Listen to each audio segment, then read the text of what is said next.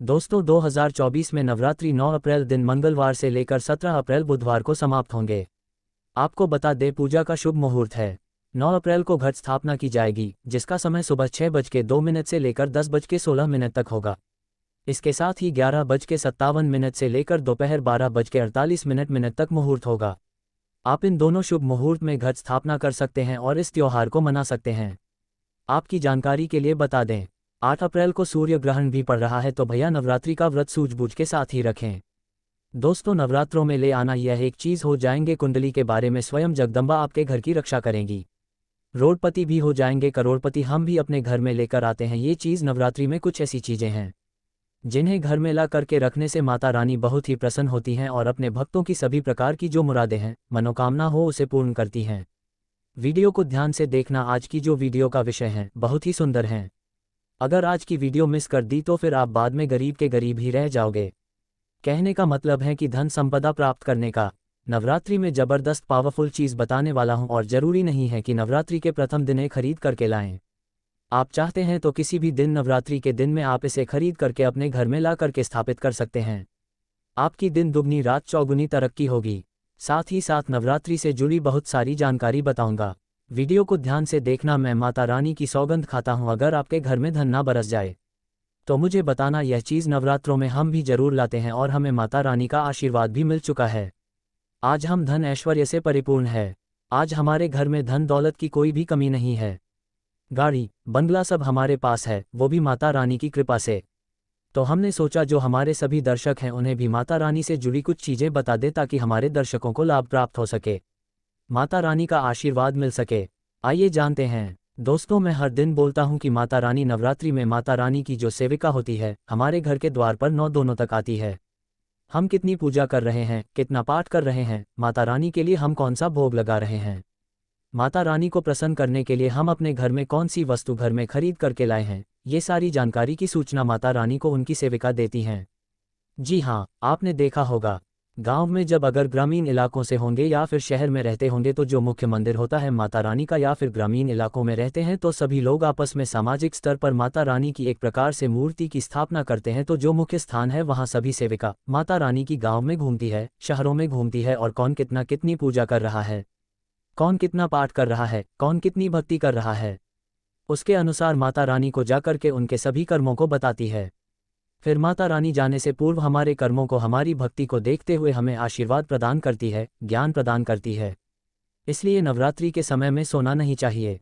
नवरात्रि के समय में हमें भूलकर भी शराब वगैरह का सेवन नहीं करना चाहिए।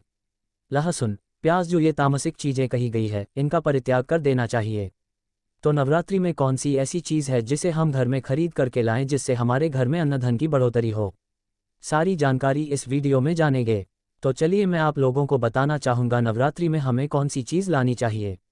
तो आप अगर इस प्रकार की जानकारी में इंटरेस्ट रखते हैं तो वीडियो को लाइक करके चैनल को सब्सक्राइब जरूर करना और कमेंट बॉक्स में जय माता दी जरूर लिख देना। माता रानी हम आपसे बहुत प्यार करते हैं। दोस्तों हमारे धर्मशास्त्र कहते हैं आप में से अधिकतर ऐसे लोग हैं जो कि विदेश यात्रा करना चाहते हैं, या फिर आप में से ऐसे लोग हैं जो कि हमारे हिंदू धर्म में कहा गया है तीर्थों की यात्रा करना चाहते हैं, 4 धाम की यात्रा करना चाहते हैं। लाख प्रयास करने के भी बाद आपकी मनोकामना पूर्ण नहीं हो पा रही है तो आप जो हैं नवरात्रि के समय में ध्वजा घर में खरीद करके लाए, इसे माता रानी को समर्पित कर दें और नवमी के दिन इसे किसी भी देवी मंदिर में जाकर के इसे आप चढ़ा देना या फिर मंदिर में जाकर इसे समर्पित कर देना। आपकी विदेश यात्रा है या फिर 4 धाम की यात्रा करना चाहते हैं, वही यात्रा मंगलमय हो जाएगी। चाह करके भी वह यात्रा पूर्ण नहीं हो पा रही है, यानी कि समय नहीं बना पा रहे हैं, का समय बन जाएगा, आपके सभी रास्ते खुल जाएंगे। यकीन मानिए दोस्तों आर्थिक कष्टों से मुक्ति पाने के लिए अब आप में से अधिकतर ऐसे लोग हैं जो कि बोलते हैं गुरुजी हम धनवान बनने के लिए क्या करें। तो नवरात्रि के समय में सुनिए, अगर आर्थिक कष्टों से आप मुक्ति पाना चाहते हैं तो चांदी की कोई भी कुछ भी सामग्री ला करके देवी माता को समर्पित करना। नवरात्रि के समय में चांदी से बनी कोई भी सामग्री लाकर के माता रानी को समर्पित करना, और इस चांदी से बनी हुई जो सामग्री आप ला करके समर्पित करेंगे तो 10वें दिन आपको इसे गंगा जल से स्नान करने के बाद लाल कलर के कपड़े या फिर चांदी की डिब्बी अगर आपके पास में है तो 5 चावल के साथ में 5 गोमती चक्र 5 जो आपने कोढ़ी रखी है उसमें डाल करके आप इसे रख सकते हैं दोस्तों। या फिर चाहते हो तो चांदी की जो आपने पात्र माता रानी को भेंट की है वह लाल कलर के कपड़े में बांध करके धन तिजोरी में रखिए, उत्तर दिशा में रखिए। आपके घर में पैसे आने के सभी मार्ग खुल जाएंगे।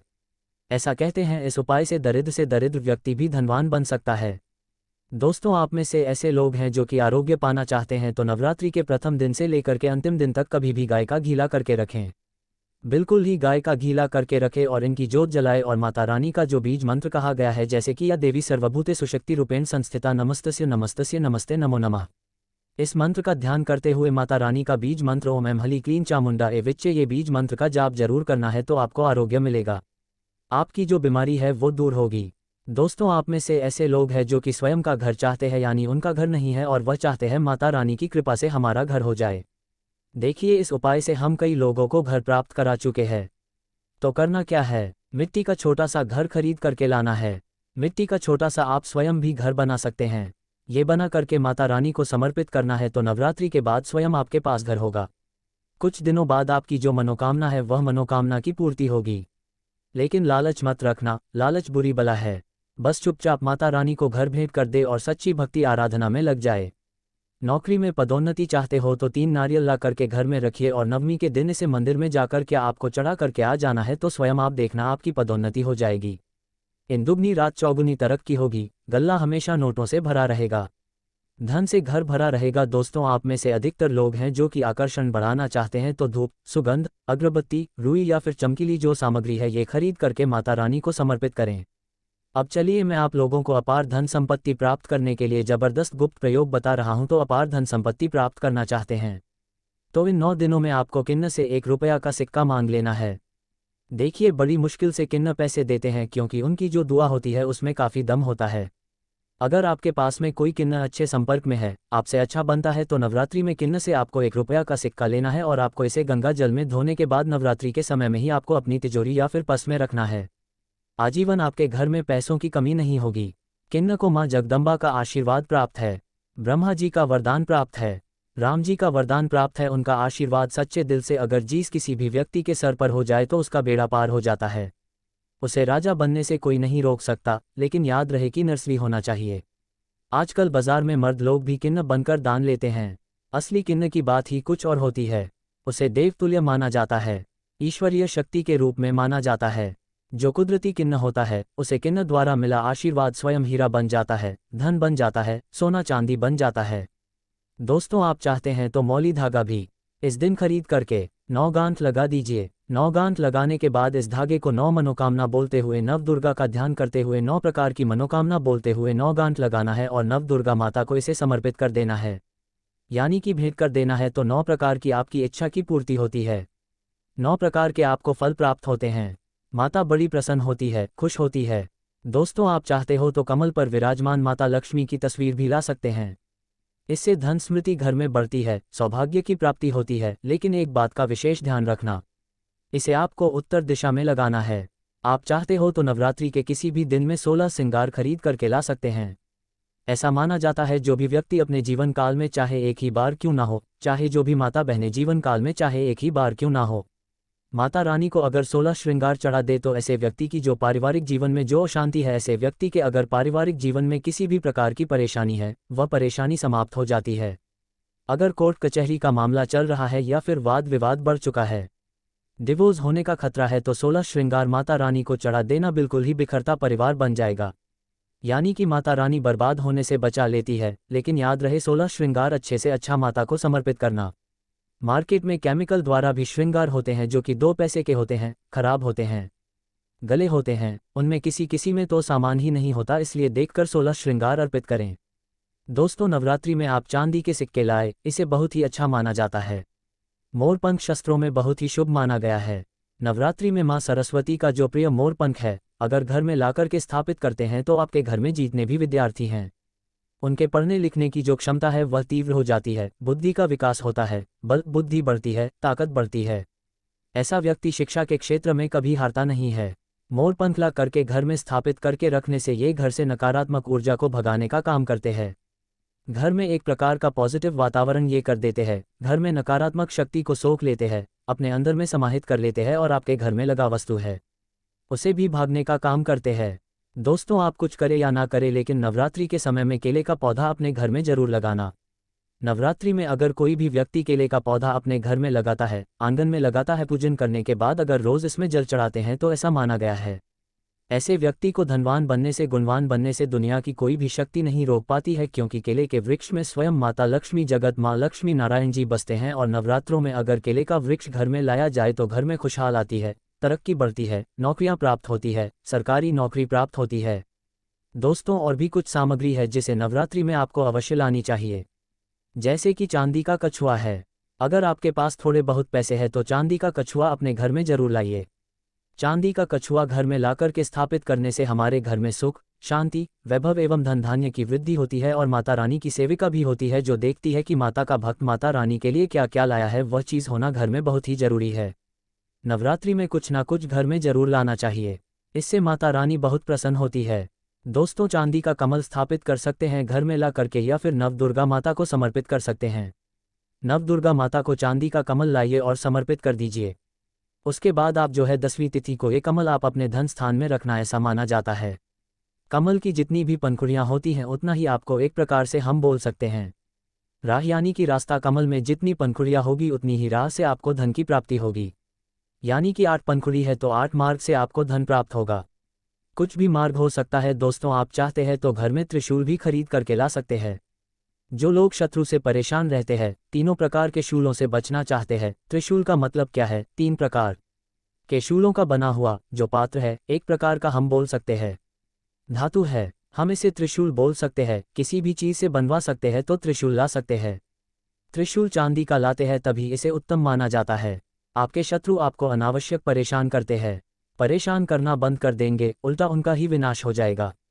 देखिए, आप चरण पादुका भी ला सकते हैं। जो व्यक्ति धनवान बनना चाहते हैं, गुणवान बनना चाहते हैं, सिद्ध प्राप्त करना चाहते हैं, ऐसे व्यक्ति को नवरात्रि के समय में माता रानी को चरण पादुका जरूर भेंट करनी चाहिए। जो साधक वर्ग है, जो लोग साधना करते हैं, नित्य साधना करना चाहते हैं, मंत्र सिद्ध करना चाहते हैं, भूत, भविष्य, वर्तमान जैसी जो सिद्धियां हैं इनको प्राप्त करना चाहते हैं, जीवन में धार्मिक कार्य करना चाहते हैं, पुण्य की बढ़ोतरी करना चाहते हैं, मन में कोई कामना नहीं, केवल भक्ति प्राप्त करना चाहते हैं, ऐसे व्यक्ति माता रानी को चरण पादुका जरूर भेंट करें। चरण पादुका भेंट करने के बाद दुनिया की वह हर चीज़ आपको प्राप्त हो जाती है, जो चीज़ साधु संत को भी कठोर भक्ति तपस्या करने के बाद भी नहीं मिल पाती है। दोस्तों, ये गुप्तमयी जानकारी बता रहा हूँ। माता रानी को चरण पादुका, आपको उन्हें चरण पादुका के स्वरूप में भेंट करनी है। जो भी मनोकामना है, कामना की पूर्ति होती है, सिद्धू की प्राप्ति होती है। चांदी की कटोरी, चांदी का चम्मच ला सकते हैं। नवरात्रि में माता रानी को कटोरी में भोग लगा दीजिए। चांदी के चम्मच से आप अश्विनी करा सकते हैं। माता को भोग लगाने के लिए, अश्वन करने के लिए प्रयोग कर सकते हैं। ये सब करें या ना करें, लेकिन एक उपाय और मैं कह रहा हूँ, नवरात्रि में ये चीज़ जरूर ले आना। मैं ईश्वर की सौगंध खाता हूँ, माता रानी आपके घर में दौड़ी चली आएंगी। अगर ना आए तो मुझे बताना। जय माता दी। दोस्तों, देखिए माता रानी किससे प्रसन्न होती है। माता रानी को प्रसन्न करने के लिए कई उपाय बताए गए हैं, लेकिन नवरात्रि के 9 दिनों में से किसी भी एक दिन, अगर सप्तमी के दिन में अगर गुड़हल के फूल ले आते हैं, ध्यान से सुनिएगा। गुड़हल के कौन से फूल लाने हैं? जो रेड कलर के फूल होते हैं जिसमें जिबहा निकली हुई होती है, इस प्रकार के आपको फूल लाने होते हैं। और इस फूल की 21 की संख्या में माला आपको बनानी है। 21 की संख्या में माला बनानी है। नवरात्रि के सप्तमी तिथि को अगर आप माता काली को चढ़ा देते हैं तो बिल्कुल ही आपकी जो भी मनोकामना हो वो मनोकामना की पूर्ति होती है। दोस्तों, बिल्कुल ही हम 101 स्टाम्प पेपर पर लिखकर गारंटी दे सकते हैं। ये उपाय करने के बाद आपकी कामना पूर्ण होने से दुनिया की कोई शक्ति नहीं रोक पाएगी। लेकिन हाँ, अगर किसी कारणवश नवरात्रि के आप सप्तमी तिथि पर नहीं कर पाते हैं तो नवरात्रि के किसी भी दिन में आप माता रानी को, जो गुड़हल की होती है माला, लाल कलर की गुड़हल होते हैं, इसके पुष्प की माला बनाकर के रात 8 बजे के बाद नव दुर्गा माता को समर्पित कर देना, पहना देना। आपकी इच्छा पूर्ण होने से 1 महीने के भीतर में बड़ी से बड़ी इच्छा की पूर्ति होगी। हम स्टाम्प पेपर पर लिखकर गारंटी के साथ दे सकते हैं दोस्तों, लेकिन भाव के साथ, श्रद्धा के साथ, सच्ची जो आपकी मनोकामना है। आप गरीबी से जूझ रहे हैं, आपके जीवन में परेशानियां भरी हुई हैं, तब ये उपाय अवश्य करना, आपको 100% लाभ मिलेगा। ये कार्य हम जरूर करते हैं और आज हम धन दौलत से परिपूर्ण है। हमारे घर में माता रानी की कृपा से किसी भी चीज़ की कमी नहीं है। हमारे पास गाड़ी, बंगला, बैंक बैलेंस, धन, ऐश्वर्य सब कुछ है। दोस्तों, आशा करता हूँ स्माइल फैमिलीज चैनल में जितनी भी हम जानकारी बताते हैं, ये जानकारी आपके जीवन में कल्याणकारी साबित जरूर होगी, मंगल में साबित जरूर होगी। अगर आप भी माता रानी को मानते हैं, माता रानी के प्रति थोड़ी भी आस्था है, विश्वास है, तो कमेंट बॉक्स में जय माता दी जरूर लिखना। वीडियो को लाइक करें, इसे अपने दोस्तों यारों में आगे जरूर शेयर करना। हो सकता है अगर आप इस वीडियो को शेयर करें और अगर कोई व्यक्ति गरीबी से जूझ रहा हो, इस वीडियो को देखने के बाद अगर उपाय करने से गरीबी मिट जाए, कंगाली मिट जाए या फिर पारिवारिक कलह है वो भी दूर हो जाए तो जो आप वीडियो शेयर करते हैं किसी की जिंदगी को बर्बाद होने से भी बचा लेते हैं। समाज कल्याण के लिए इस वीडियो को आगे जरूर शेयर करना, ऐसा करने से भी पुण्य की प्राप्ति होती है।